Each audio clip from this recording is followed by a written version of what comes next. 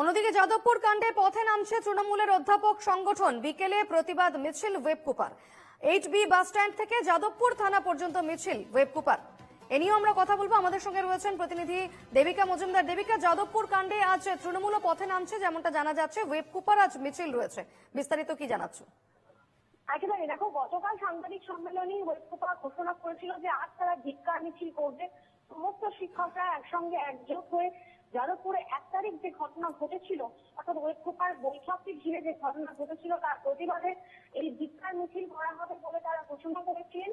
এবং আগামীতে ফের উচ্চ মাধ্যমিক পরীক্ষা শেষ হলে তারা এই ওয়েবকুপার যে বৈঠক তা যাদবপুরে ফের করবেন বলেও আগাম ঘোষণা করেছিলেন। এবং তাদের একটি বৈঠক করতে হয়েছে বলে তারা জানিয়েছিলেন। স্টেডিয়ামে 10,000 শিক্ষককে আজ বিকেল 5টার সময় যাদবপুর 8B বাস স্ট্যান্ড থেকে যাদবপুর থানা পর্যন্ত তাদের ধিক্কার মিছিল থাকছে। যে ধিক্কার মিছিলে তারা 1 মার্চ হওয়া ঘটনার প্রতিবাদ জানাবেন বলে জানিয়েছেন। ধন্যবাদ দেবিকা।